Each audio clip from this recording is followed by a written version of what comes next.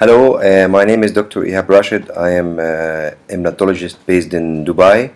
I would like to thank Dental XP for giving me the chance to do my presentation on this site. Today I'm going to talk about management of the bone defect in the aesthetic zone and how can we place our implant in that area. I would like to start with this presentation because in this slide it shows how good planning and following a proper way and steps can achieve your target. This is the city where I am from. On the top left side you can see the city is in the 1960s and now in the 2013 how it looks. Big change has gone from that time to now, and this is due to the proper planning and following the proper steps, and that reach us to achieve our target. We will embed this in our case here that you can see on the screen. On the top left side we see the area of a buccal defect on that patient who came to the clinic. She's in her 40s and she was requiring to do a fixed prosthetic instead of having a removable partial denture that she'd been using for years, and this is how we end up in this case. At the bottom slide, as we all see, I'm going to go through step by step how to achieve this result in this kind of deep bone defect. There's few factors that we have to follow during doing this kind of treatment. These factors will influence the outcome of our treatment. These three major factors started with the biological type and the labial buccal plate bone and the implant position in 3D dimension. In the gingival biotype we have two kinds of biotype, is either thick biotype or thin biotype. As we get from literature that the thin biotype, when the thickness of the buccal gingiva is about 1.5 millimeter or less, and in this case if we do an implant we will end up having a poor aesthetic result. And the thick biotype on the other side, when we have a thick mucosa on the buccal side of about 1.5 to 2 millimeter thickness, and that will result in a good aesthetic result. Second factor is the labial plate thickness. It's been proven by literature that when we have a buccal plate of bone of more than 2 millimeter buccally to the implant, this will lead to a proper aesthetic result. So if we having a buccal plate of bone or labial plate of bone less than 2 millimeter, we have to augment it to increase the thickness in order to achieve the aesthetic result. There's few ways and methods to increase the buccal plate of bone. As we all know, we have either autogenous bone or a bone substitute is being used in the market for a while. For autogenous bone we have the sites of augmentation or site of harvesting is the symphysis area, the retromolar area, the tuberosity area. And the second part is the bone substitutes, which is available in the market. We can get it from different countries and different areas in the world, and usually have kind of either allogenic bone, which is of a human donor, or a xenographic, of it's an animal source, or synthetic bone that comes from crystals and minerals.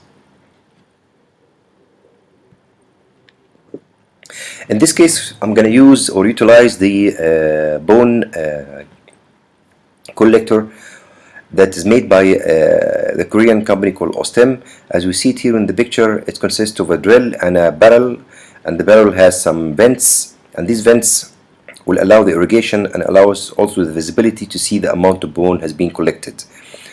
This big drill, as we can see on the left hand slide, it has a cutting depth of 2 to 4 millimeter, and the diameter of this drill is about 5 millimeter. This drill can be connected to any handpiece, surgical handpiece that we can use during our surgical procedure.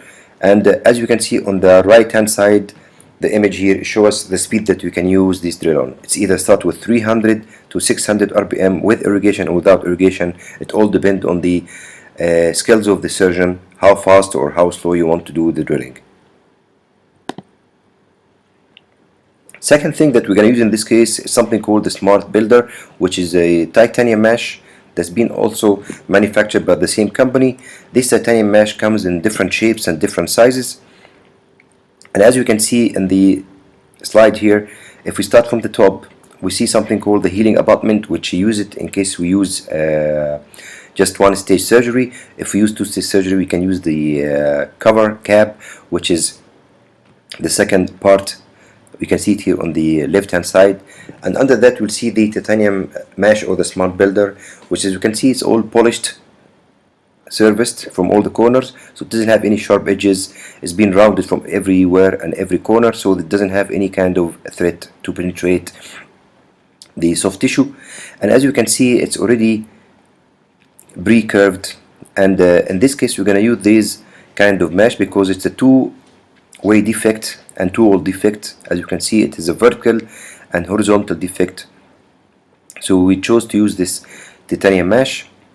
Above the implant we have something called the height, and this height is varying in the height. It's either 0.5 or 1.5 or 2 millimeter in height, and the diameter of this height is usually 4 millimeter. This height screws into the implant, and then it supports the titanium mesh, and then you stabilize the titanium mesh by either the gingival abutment or gingival healing cap or the cover cap. When we have a bone defect, we have to go through classification of bone defect, and this is one of the easiest bone defects that I've seen in one of the textbooks, and it's showing the three kind of major defects that you can see usually in the bone. First one at the top is the open defects. As you can see, the defect is going from the buccal to the lingual side or the palatal side. Second defect, you see, it's called self-contained defect. It has a defect from the buccal side, and the opening of the defect buccally, but the rest of the corners and the walls are intact. And the third one is the closed defect, which is the easiest one to repair.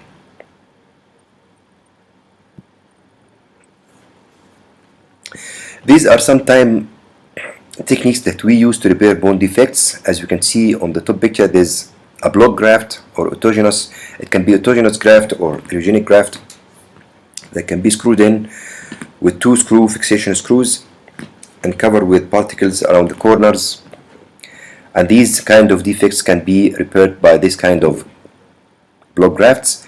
Also, we have something called the socket preservation, which consists of a little defect on the buccal plate. We cover it with a membrane, as you see in the bottom picture, and then we fill the defect with the bone particles or bone substitutes and leave it to for a while before we do our implant.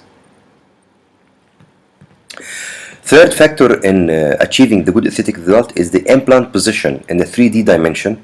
If you look at this slide, it will show us that in every implant we use, we have to always take in mind a few dimensions that will be interfering with the final result and achieving failure or success. The first point is the natural tooth to the implant dimension should be at least of a minimum of 1.5 millimeter. So if you're placing an implant, we have to leave a gap of 1.5 millimeter minimum to the adjacent teeth. If we're placing two implants next to each other, we should leave at least 5 millimeter between the two implants in order to achieve a proper bone and a proper gum. And the third is the buccal blade of bone should be at least of 2 millimeter on the buccal side, and on the lingual side or the palatal side should have at least 1 millimeter. So if we do a proper calculation, this small equation can guide us in which implant diameter that you can use when we have a defect. And this equation is very easy, and as we can see, we have to calculate 2 millimeter on the buccal side, 1 millimeter on the palatal side, plus the implant diameter, and that which should give us the proper bucco-palatal dimension.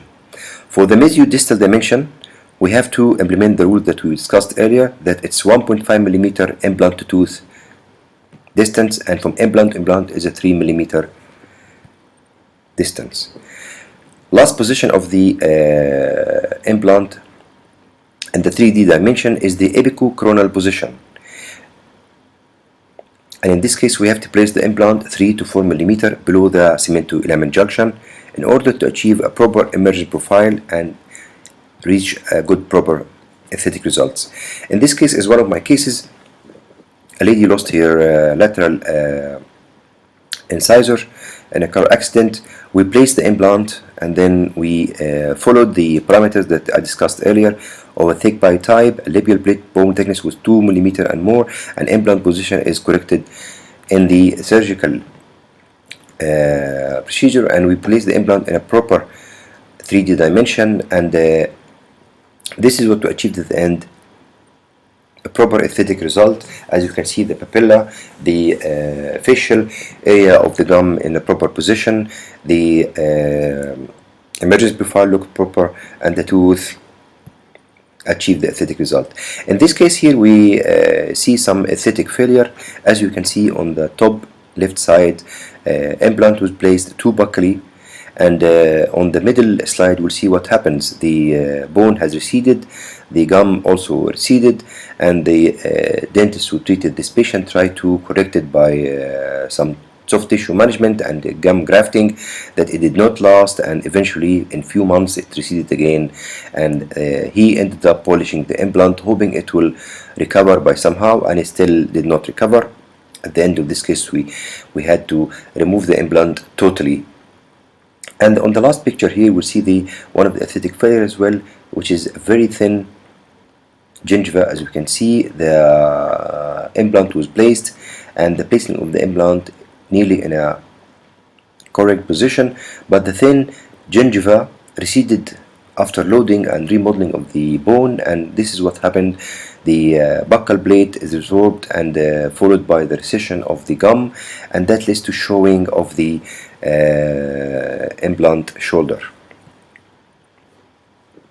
So in this case we'll see here the proper positioning of the implant in the right direction, and following the parameter that I discussed earlier will lead to an aesthetic success, as we see this case on the bottom, which is done by me in our clinic, and on the top case we see the aesthetic failure, which is done by some other dentist, and we see the reason we discussed it earlier in the slide before, that it did not happen because he did not follow the parameters of success. Another case here, that this case also was done in our clinic. A patient had lost his tooth when he was a child, and he'd been wearing braces for some time for the healing, and he came to the clinic in order to implant this tooth in the front. We followed the same principle, the same concept, and this is the result that we achieved at the end. On the top of the page you can see the implant is integrated in the proper way. We can see that we fixed the buccal bone prior to the crown fixation, and you can see the gingival in a good position, and the final result at the top is very satisfactory result as we followed the parameters. Another case that we did in our clinic as well, as you can see here, a missing central incisor, and the patient as well required a fixed prosthesis of an implant. Implant was positioned in the proper angle. The gum is in the correct contouring and correct thickness, and the implant is in the right depth, and the final result, as you see on the top left side, is a proper and satisfactory result. In this case that I showed at the beginning, I'm going to introduce to you the way and the techniques that I used, and go through it step by step. In this area we're going to start with the local anesthesia at the site to check the thickness of the buccal mucosa, and in that case the thickness of the buccal mucosa was 2.1 mm, and that was done by propping after inducing the local anesthesia. And then we measured the distance between the two laterals, and the distance was 13.5 millimeter. And when we look in this case here and we analyze, we see that we have a thick biotype, as we discussed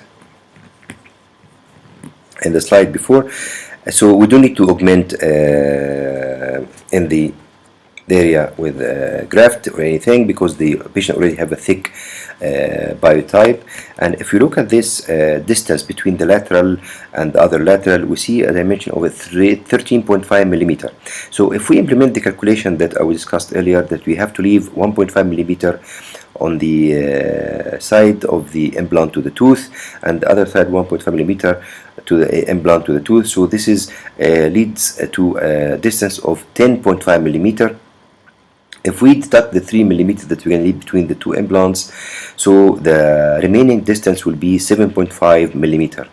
If we divided this in two, because we're planning to put two implants here, so we'll see that we have 3.75 mm for two implants to be placed in this area. So to be on the safe side, I'm going to use a 3.5 implant in this case. Before I start the case, I had to do frenectomy using the Ellman dentosurge. As you can see, the frenectomy is done in a perpendicular way to the ridge in order not to penetrate the soft tissue and keep it intact, to help us at the end of the surgery when we suture and stitch, the whole area of the augmentation will be covered. After we've done that, we do a couple of sutures in order to stop the bleeding, and in order also to secure the area so it's not opened in the future after augmentation.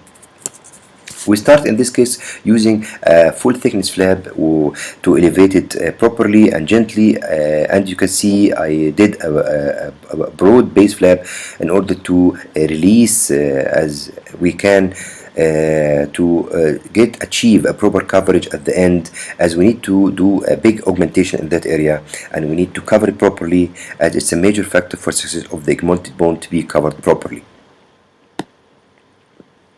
In this case, after we expose the ridge completely, we see that the ridge thickness from the buccal dimension is a 3.8 millimeter. So this is a very thin ridge, as you can see, and if you plan to put 3.5 millimeter, so this leaves us with 0.3 or 0.2 millimeter thickness on the buccal side. We're going to locate the first drill properly, and it's in the cingulum area, and we use the suck down tray that we'll be using at the end of the surgery as a temporary to locate our position, a proper position, which is the cingulum area. And this was done at the beginning of the case. After the case was studied and examined, we did the wax up for it and the lab fabricate for us the suck down tray with the acrylic teeth, so we can position the implant in the proper area, which is in the cingulum area. As you can see here, the first implant is being placed, located, and then this is the location of the first implant, and then the second implant also was located, and then you can see the thickness of the bone. This is with the first drill. We see about 1 millimeter thickness of the bone after the first drill, which indicates that it's very, very thin bone. After that, we check the depth, if we gone in a proper depth, and we see how much deep we gone. So to allocate the proper depth, we have to be 3 millimeter above the cement to enamel junction, which is this is the proper depth. And then we're starting, after finishing the drilling, placing our first implant in the right position at the right angulation, the same with the second implant placed in the right angulation, right position. And if you can see on the buccal wall, we can see that the implant is shining through the bone, and this indicates that the bone is extremely thin and it's less than 1 millimeter for sure. As you can see it here, you can see it clearly that it's a very thin bone on the buccal side, and we have a big depression. We extended our flap a little bit to the distal area to augment some bone, and this patient has some kind of bulging bone on the buccal side from the posterior area. We went there with our bone collector of a 5 millimeter diameter with a 300 RPM, and we collected some bone. As you can see in the container, we collected the bone from the patient himself, and we started mixing the bone with the corticocancellous bone from the company called Botis, and this mix has PMP mix, which will enhance the bone growth, as it has factors, which is the protein morphogenic, bone morphogenic protein, that it will enhance the bone augmentation. After we prepare the site for receiving the augmented bone, and we're trying to perforate the cortical bone between the implants, and we are very careful not to touch the area where the implant is, as it's already thin, and we do this in order to create or start the bleeding on the site in order to get a proper blood supply to the augmented bone. We use a piezo surgery in this machine, as you can see, and then we get the augmented bone, which is mixed with corticocancellous mix, and as you can see, we mix it with a bit of blood of the patient, and we start packing it in the area of the defect, as you can see on the side, one of the implant at a time, in order to achieve a proper contour of the root shape on the bone. And we fill the first side, and then we go to the second side, and then we shape the bone in a proper way in order to augment it and keep it in that side, as we try to imitate the root bulging in the buccal side, as the patient had a high smile line and she wanted to have a very natural smile. And after that, we're going to start placing the bone membrane, the membrane that we discussed earlier, which is the smart builder titanium membrane. We place it in a proper way. After placing the height, we increase the height by 2 millimeter or 1.5 millimeter, and we place the gingival former, as we don't want to do another second stage surgery. As you can see here, we'll use the gingival former or the healing cap. And this is how the occlusal view of the augmented area. You can see that we augmented 4 to 5 millimeter or even 6 millimeter thickness on the buccal side, as we expect some kind of resorption, so we wanted to gain a proper thickness. So I usually over augment in that area, as we always expect some kind of resorption. To protect the augmented area, we are going to place a slow resorbing membrane that would last from 8 to 10 months, and this membrane is a very slow resorbing membrane to protect the soft tissue to be exposed to the titanium mesh, and at the same time it will protect the bone particles not to be invaded by the soft tissue. We stabilize the membrane using bone tacks. As you can see, we make sure that we are not close to the tip of the roots of the two laterals. And once it's stabilized and it's in a proper position, as you can see here, we lift it up to create a space, and we over augment again with the bone, as we had quantity of bone that we still can use. We over augment that area because we want to make sure that if any resorption happens, we still have enough amount of bone on the buccal side. And then we start using the plasma rich fibrin. We took this blood from the patient. As you can see here, we centrifuged it, and we produced the membranes at the bottom, and it covered the healing, cover the suture, the incision area and the surgical site. As you can see here, this is the tension-free flap closure, and we release the flap deep into the sulcus area, and we try to achieve a proper closure without any tension, in order to maintain that area is all protected and covered from any exposure, so we achieve a good and successful augmentation at that site. And the patient goes home with this prefabricated suck down tray and two acrylic teeth in the front, as you can see, the one we used at the beginning of the case, in order to locate the proper angulation and the proper position of the implant. This is 4 days follow-up of the case. As you can see, a proper healing, the patient maintaining a good oral hygiene, and we can see here everything is healing well. We don't see any necrosis in any tissue anywhere. And 4 months later, the patient comes to the clinic for a follow-up, and you can see this is the proper healing. The gum all healed well. You can see the stabilizing of the gingival tissue on the buccal side. Everything healed well, and it looks very healthy. And now we're going to do local anesthesia in order to remove the mesh from the surgical site. You can see the mesh is shining through the mucosa, which is after 4 months, but the good thing that the soft tissue is still intact. There's no exposure due to the protection that we use, the slow resorbing membrane. After we do this, we go and do our incision. As you can see, the incision is all on the palatal side in order to protect the papilla. We don't cut through the papilla at all to preserve it. And by making a small flap, as you can see here, we reflect the flap gently, and we expose the mesh, and we keep all the papilla intact. As you can see, the first one and the second and the third papilla all intact. And then we do proper exposure of the mesh, and you can see that we gained about 4 millimeters of the ridge on the buccal side by moving the mesh or trying to luxate it mesial to distal, slowly the mesh will come out and slide. And as we said, that the mesh has a polished surface, so it does not hold bone in its holes at the old mesh that we used to use. And this is the mesh all came out in one piece, as you can see. This is the height that we have it here at the bottom, and here is the healing gingival caps or healing abutments that we used.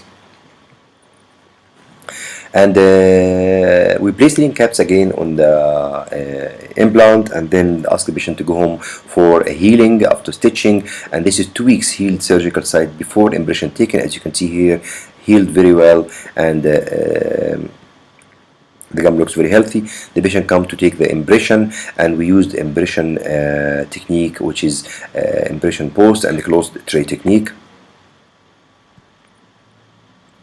And then we fabricate the screw retained CAD-CAM crowns. As you can see here, these crowns are screw retained and fabricated by our technician. As you can see, we use the screw retained crowns as we wanted to avoid any cement in that area that might cause any infection or disturbing in the healing. And this is the time of the delivering the crowns. As you can see, the blinching of the buccal mucosa just exactly after delivering the crowns. And we wait for the healing for about 4 weeks later on, and the patient come back for a follow-up and see this is the final result. We can see here the papilla all in a proper way. There is no black triangles. The stippling of the buccal mucosa looks very healthy, and everything in position. And then this is how we started at the top, and this is how we finished. We can even see the root shape that we created by placing the bone in a proper way and putting the mesh in a proper way. Here we see have two bulging areas you can see here, and this is to resemble the natural tooth shape that's inside. And this is how the start of the case on the top left and the bottom right. 4 months later, we achieve a final result of a proper healing, nicely healed gum, very good image profile. Patient is happy extremely with this result. And this is the x-rays how we started. At the top left, we see here the x-ray before we starting anything. And if you look bottom here, the bottom on the same left side, we'll see the case at the day of the surgery. And then after the patient came, we deliver the crowns, and this is nearly about 2-3 months later on. After the crowns, we see bone intact and bone even covering the top of the implant. And this is a quite successful technique that we use a lot. And this is the patient final smile line. As you can see, the smile line is done in a proper way that follows up her lower lip, and she was quite happy with the result. So we are. And I would like to thank you very much for this quick presentation. And this is how we achieved this tall building. As you can see, it took about 6 years to achieve. By proper planning and proper following of the steps of the engineering and technology, you can achieve the target and reach your goal at the end. I would like to thank you very much, and thank Dental XP again, and thank you and goodbye.